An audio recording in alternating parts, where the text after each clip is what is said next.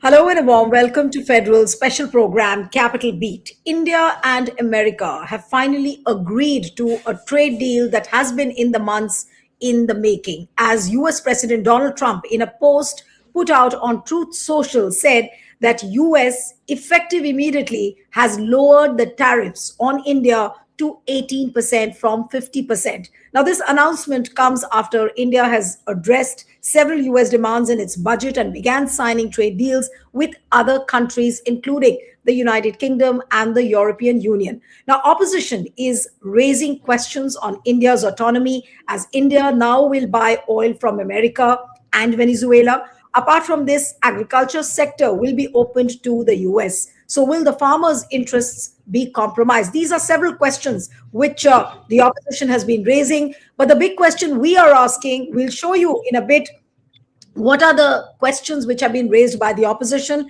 But what we are asking is that will this trade deal be a win-win for India, or will it end up compromising India's interest? Now, before I begin the discussion, I would like to show you what Trump put out on Truth Social, because he was the one to first announce that the deal is done. Now look at this. It was an honor to speak with Prime Minister Modi of India this morning. He's one of my greatest friends and a powerful and respected leader of this country. We spoke about many things, including trade and ending the war with Russia and Ukraine. He agreed to stop buying Russian oil and to buy much more from the United States and potentially Venezuela. This will help end the war in Ukraine, which is taking place right now, with thousands of people dying each and every week. Out of friendship and respect for Prime Minister Modi, and as per his request, effective immediately, he agreed to a trade deal between the United States and India, whereby the US will charge a reduced reciprocal tariff, lowering it from 25% to 18%.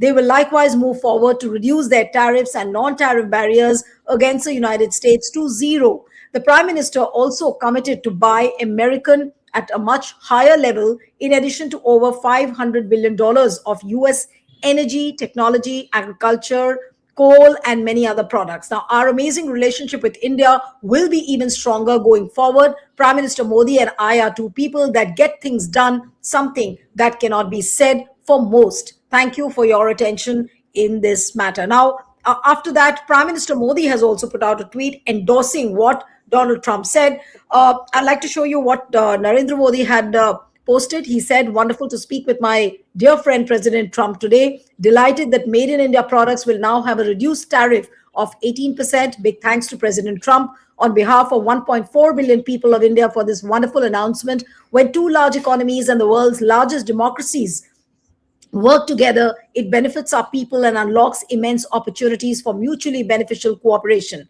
President Trump's leadership is vital for global peace, stability, and prosperity. India fully supports his efforts for peace. I look forward to working closely with him to take our partnership to unprecedented heights."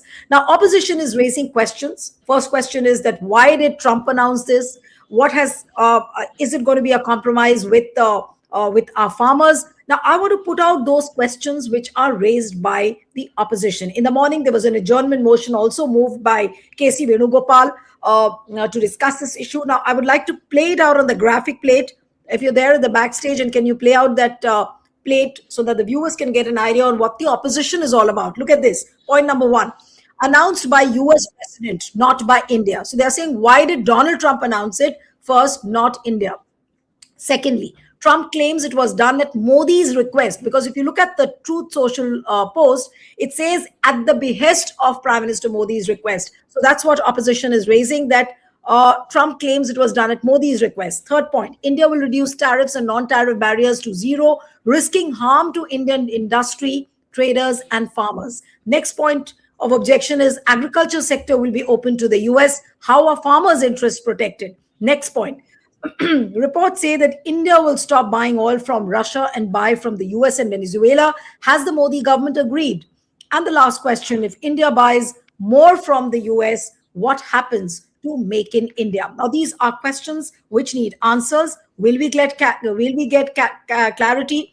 As of now, it's more of a political signaling, if you look at, because we have not seen the fine print of this particular agreement which has been done. So is it a win-win, or India will end up compromising its interests. Joining me this evening is TK Arun, senior journalist and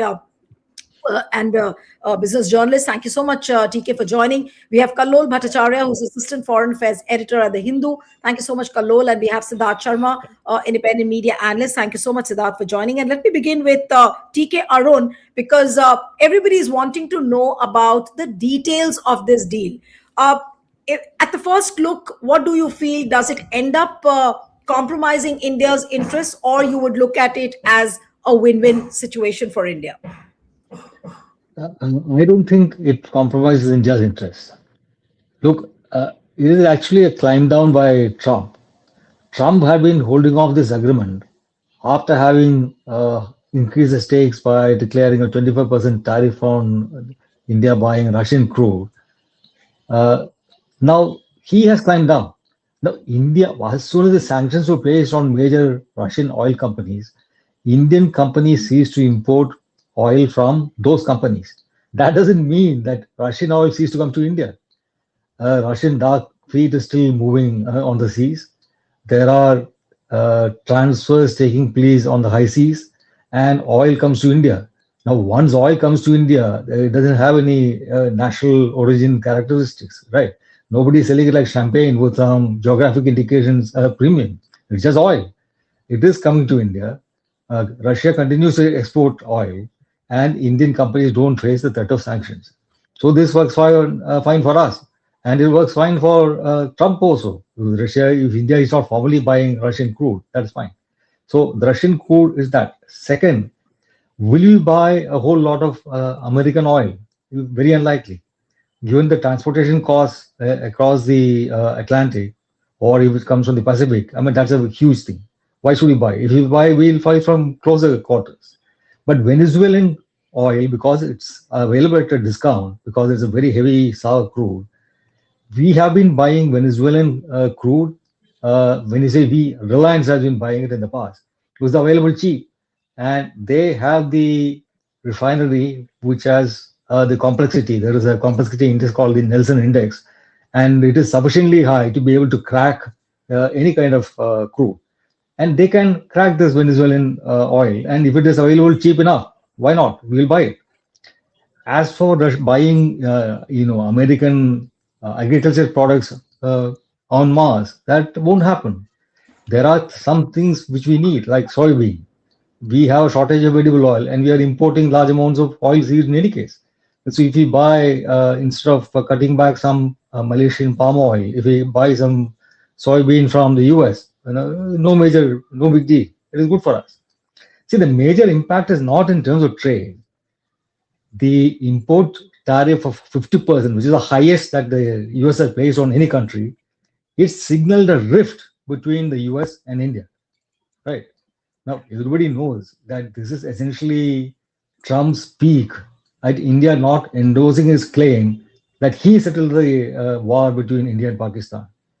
Now, for Modi to accept that Trump settled the war rather than that Pakistan was defeated is political suicide. So he will never accept that, right? He is not going to endorse Trump's claim and say, oh, you came and did this great favor to us by stopping this war. Otherwise, you would have been burned to cinders in the nuclear war from with Pakistan. No, he will never say that. So Trump had to climb down, abandon that. But TK, do you feel? I mean, everybody has just read the posts of Prime Minister Modi and the post put out by Donald Trump.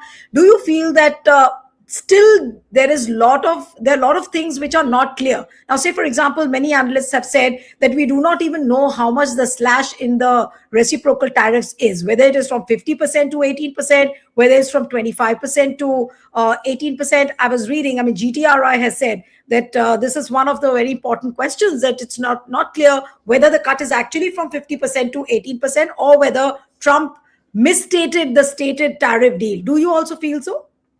No, I don't, because it says India has stopped buying Russian oil, right? So it means the 25% slab that was placed to penalize India for buying Russian oil, that goes. Then what remains is the other reciprocal tariff of 28%. 25%. Now that is being brought down to 18%. That's what it means. And that's not a bad deal, because Bangladesh, Pakistan, Vietnam, all of them face 20% tariff, and Pakistan has 19%. So we are better placed than all these countries as far as tariffs are concerned. So it's not a Right. bad deal for us. All right. Okay, so you're saying that it's not a bad deal. Now let me come to Kalol and then I'll come to Siddharth. Kalol, how do you see this geopolitically? How do you see? And the opposition saying that why was Trump announcing it? It's almost like what happened with the announcement of the ceasefire when Operation Sindoor was taking place. Why did Trump announce? It looks like some sort of a surrender or a compromise. How would you see this Indo-US deal? And this was a deal which was in the lurch for the past 4 months. And Rahul Gandhi has also raised a question. So before I get your answer, I want to play out that bite of Rahul Gandhi, the leader of the opposition in Lok Sabha, just to get a fair idea of what exactly he's saying on the deal. Let's listen him. तीन चीजें बोलना चाहता हूं. पहली चीज बोलने नहीं दे रहे हैं. मोदी जी घबराए हुए हैं. आपने देखा जो ट्रेड डील 4 महीने से रुकी हुई थी. 4 महीने से कुछ बदला नहीं. किसी न किसी कारण जो मैं जानता हूं नरेंद्र मोदी जानते हैं. नरेंद्र मोदी जी ने कल शाम उस डील को साइन कर दिया. नरेंद्र मोदी जी पर प्रेशर है, भयंकर प्रेशर है. और नरेंद्र मोदी जी का जो इमेज का गुब्बारा है, जो हजारों करोड़ रुपए लेकर बनाया गया था, वो फूट सकता है. इशू ये नारावाने की स्टेटमेंट नहीं है, ये साइड शो है. और वो भी जानते हैं, मैं भी जानता हूं. मेन बात यह है कि हमारे प्रधानमंत्री को कॉम्प्रोमाइज कर दिया गया है. किसने किया है, कैसे किया है, यह हिंदुस्तान की जनता को सोचना है. मगर इतिहास में पहली बार हिस्ट्री में एलओपी को प्रेसिडेंशियल एड्रेस में नहीं बोलने दिया. Okay, so he's clearly pointing out at the fact that Prime Minister has compromised when he has when this deal is done. Now, I want your comments on this, Kallu. Yeah. Well, thank you so much for inviting me, Nilu. But what I want to say is that, as you have already stated, that we really do not know what this particular deal is all about, and we don't have the details of this particular deal. The analysis that we just heard from our honored guest earlier was based on an analysis of the various social media comments that have been put out by the leadership. Now, this brings us to the issue of modality, because this is a sovereign matter between two powerful states in the world. Now, when India gets into a state-to-state treaty, let us remember that this is not just a trade agreement, it's a strategic issue, right? And trade is one of the strategic pillars of India's statecraft. So when we look at it from the point of view of being a student of statecraft, the first issue is communication. So here comes the question, who announced the deal? It was not the Indian state's spokespersons who announced the deal. The announcement came from the ambassador of the United States, who said the Prime Minister of India and the President of the United States have held a telephone conversation. Stay tuned for more. Now, this was followed by a long gap, in which everybody held their breath and just anticipating what's going to happen. Now, next comes this announcement by the US President. And this was followed by a long pause by the Indian authorities. Finally, when we had a tweet from the Indian Prime Minister, it was followed by a flurry of other tweets that appeared to actually substantiate the claims made by the US President. Because there they are talking about a trade deal has been done. A trade deal has been done. If the trade deal has been done, then we need to immediately know where are the details. Now, let us look at just the latest trade deal that India got into, that is the India-EU FTA. Soon with, as the negotiations, India was quite cautious. They did not even call the trade deal as trade deal. It said end of negotiation of the trade deal. That means this will be followed by a period in which the text of the trade deal will be quote unquote cleaned. And only after that, the deal would actually be inked. Now, this particular nuance will be lost on somebody who is just going by the announcement. But then the sources were always cautioning us about how to look at a particular text, because it is not just a trade deal, quote unquote. It's an agreement between two sovereign entities. So therefore, when we look at the announcement and the process that it went through, the first question that comes to our mind is, if it was a trade deal between India and the US that was announced last night, then what are the details in the way that the EU announced not just the highlights, but substantial details of the trade deal that it firmed up with India during the Right. visit of Ursula von der Leyen? No, but exactly Now, what you're saying, allow me to interrupt you. From what you're saying, do you feel that it is more of a political signaling rather than, coming up with a concrete deal? And maybe that is something which is still in the making. Is that also what you feel? well, I mean, you have said it, because the trade deal is basically one of the several issues in the basket. Now, you have the issue of the invite that the US president has extended to the Indian Prime Minister to go and participate in the so called Board of Peace. Now, India's position on the Board of Peace is very clear, that the Board of Peace was actually authorized and initiated by a UN Security Council resolution in the month of November 2025. Now, India is taking the position this is a UN Security Council authorized platform in which India would participate. But President Trump has basically launched it on the sidelines of Davos in Switzerland, more or less claiming that this is his platform. Now, these two approaches don't go together, right? So, on the other hand, you have the Board of Peace and the issue of Gaza, on which India and the United States have to work together. Third issue is the issue of Quad. Now, India obviously doesn't want to highlight, but the fact is that over the last 6 years, at least from what President Trump initiated in 2017 in his tour to Manila, the launch of the Quad, we remember the Quad actually gained strength during the Joe Biden administration, which followed President Trump's first term. So the third Right. issue is again India's relation with the United States vis-a-vis Quad.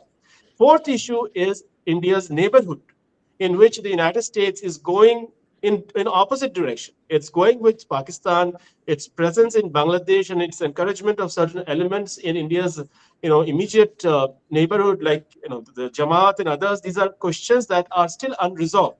So we are just pointing at four issues. Now the fifth issue and the biggest issue is India's relation with Russia, which is entangled with this particular trade deal. And then it is also entangled with many other issues if it doesn't work out.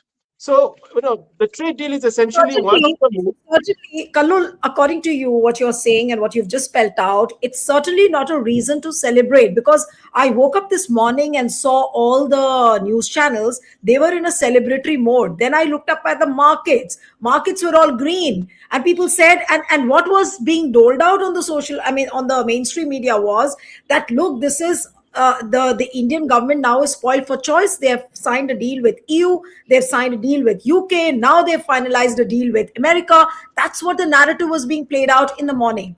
Would you agree with that then?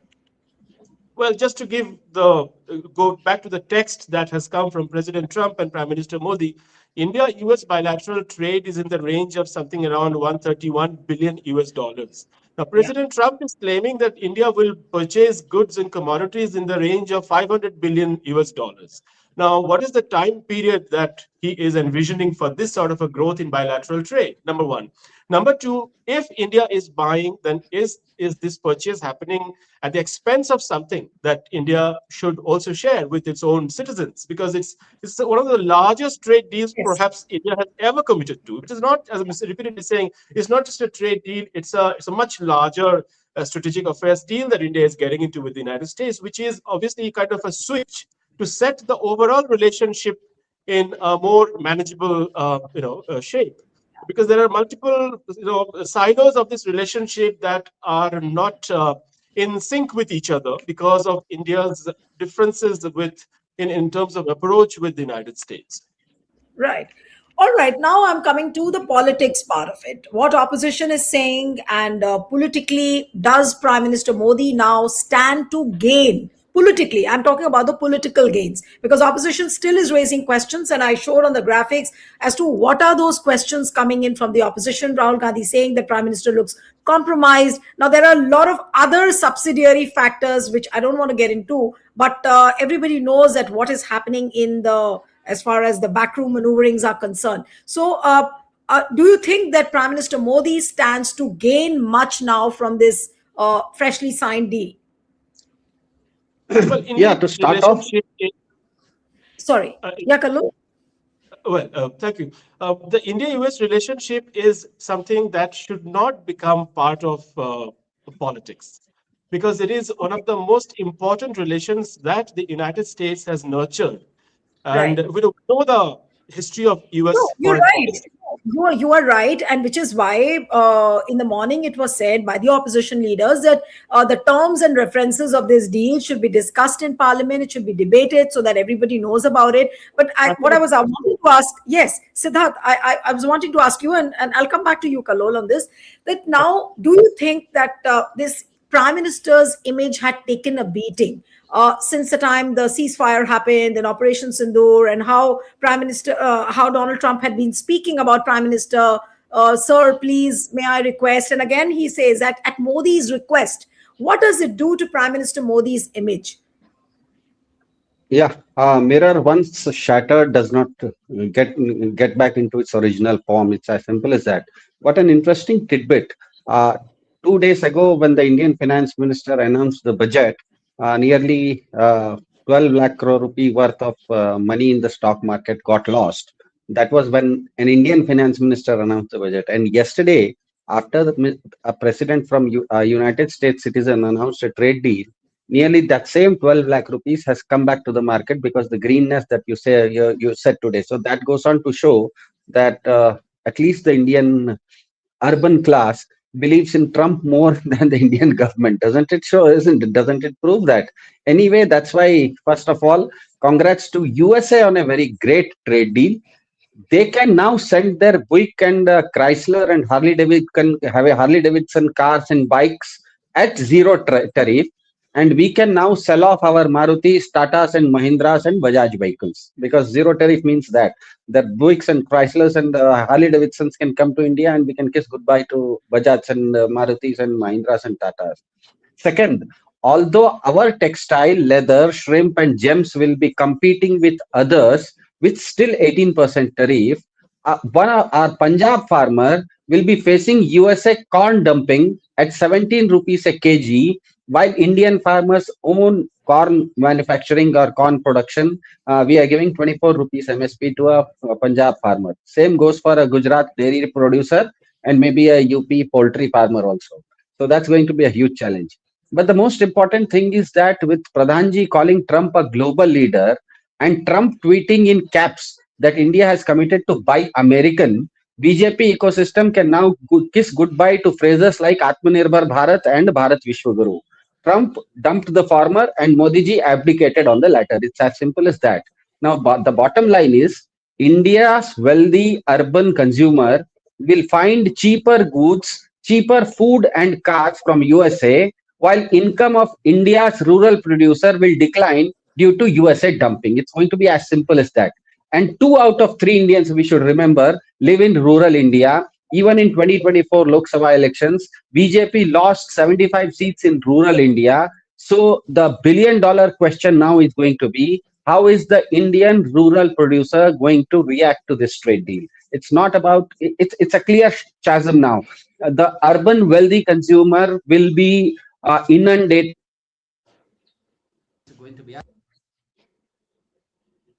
Mr. Trump, India is going to charge zero Lost your tariffs. audio. Yeah. I lost your Yeah, audio in between. yeah, sorry. Go ahead. What is going to happen? We have to understand that 2 out of 3 Indians live in rural India, and in 2024 Lok Sabha elections, BJP lost 75 seats in rural India. So the billion-dollar question here is going to be, how is the Indian rural producer going to react to this trade deal? Because very simply said, Indian rural, that is going to be the key. Because the urban, what is going to happen is that there is going to be a clear chasm now between the urban wealthy consumer and the rural poor producer. Urban wealthy consumer is going to get inundated with cheaper American goods because of zero tariffs as announced by Trump. And the Indian rural poor producer is going to face very stiff competition from zero tariff goods that get imported into India. So that is going to be the main challenge between these two things. And all other things are going to be politics. We know there might be many angles to it. The Epstein Are file you maybe sensing might. in a way, Siddharth, are you sensing in a way that if the farmers' interests are not met with, or we might see another farmers' unrest maybe emanating from here, though the larger picture of this deal is still not very clear? Well, in the last 10 years, what has happened during the BJP government is that every small thing is blown out of proportion and shown as a big achievement. So nobody has time or patience to go into the fine print, as my earlier panelist said. Although any deal of this, Right. I've lost your audio again, Siddharth. Siddharth, I've lost your audio in between. yeah, Not sorry, able to. yeah, Yeah, now it's fine. yeah, Yeah. sorry. Because as my earlier panelist said, nobody has any patience to go into the finer print, because in the last 10 years, BJP has stormed every small thing as a big achievement. So nobody is going to read the fine print. Everybody is going to read the headlines. And the Right. headlines here is going to be very difficult for BJP to handle in the rural areas. It's as simple as that. The second aspect that is going to be very interesting, we have to understand that between the US and India, between the US and India, it is not just a commercial relationship.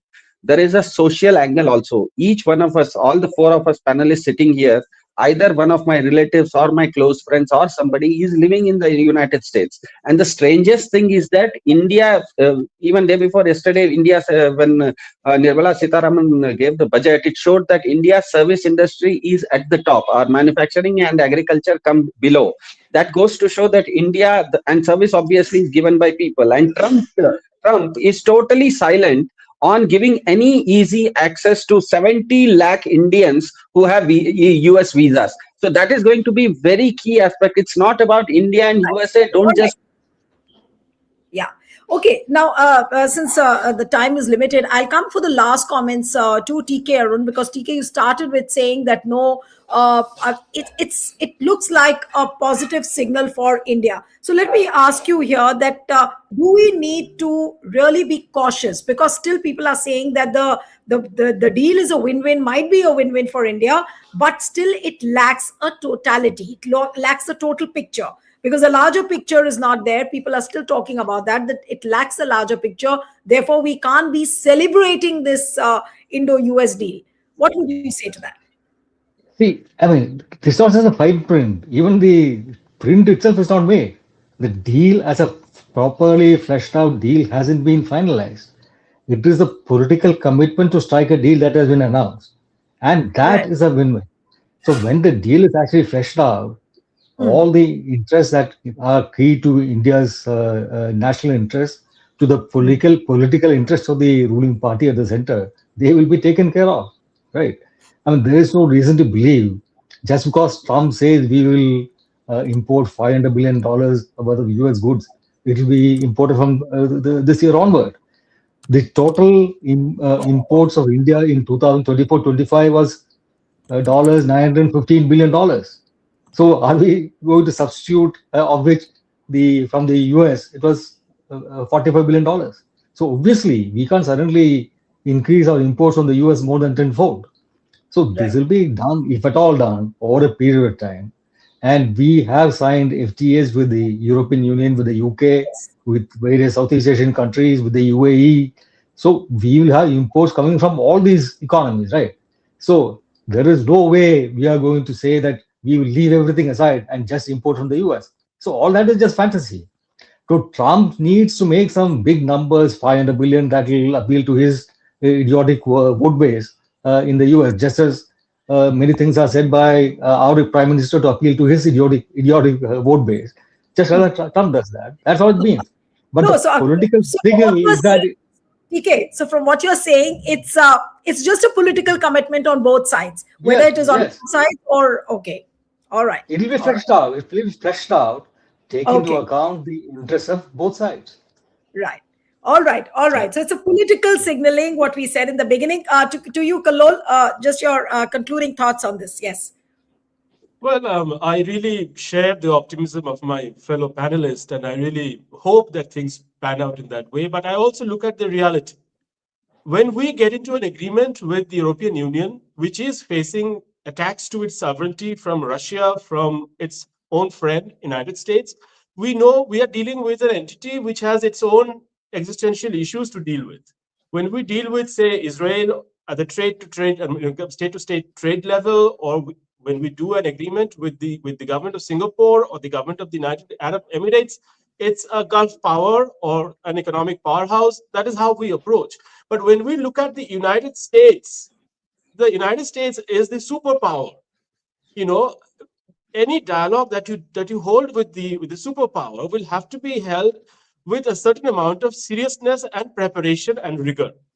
And I really don't think, reality really substantiates that. Because if you look at what happened in case of just the recent case of the port of Chabahar in Iran, as soon as the Americans imposed the fresh threat of 25% tariff on any country that dares to trade with Iran, what happened was that the Indian commitment on Chabahar went out the window. And we, of course, were told that we are in contact with the Iranians and that the presence in Chabahar would be maintained in some way or the other. Next came the budget, in which 0 rupees was allocated for the project or the Indian presence in Chabahar. So it's quite Yes. obvious that, when we are dealing with the superpower, we are constrained in certain ways, and it's for all of us to see, and that is the reality. That Yes. when we are dealing with the United States, the superpower and its spectrum of might, I don't think we can make a political show out of it. It's a very serious power in the world, and we have to be ready to face what it. Absolutely. And I think, which is why there are so many questions. And we should not forget that in January, US Commerce Secretary Howard Lutnick had said that a deal had been prepared months ago, but couldn't be implemented, as he claimed that Prime Minister Modi didn't make a telephone call to Trump to clinch it. India had denied the claim at that time. So all of a sudden, what has really happened? How could Modi agree? How did Donald Trump agree? We do not know the terms and references yet. So which is why we say that we should have a cautious approach. It's not a done deal. And as what TK and both of you have pointed out, that it looks like some kind of a political signaling on both sides. So we'll have to end it here. Thank you so much, Kalol, for joining on the Thank you. Federal. Thank you. Thank you so much.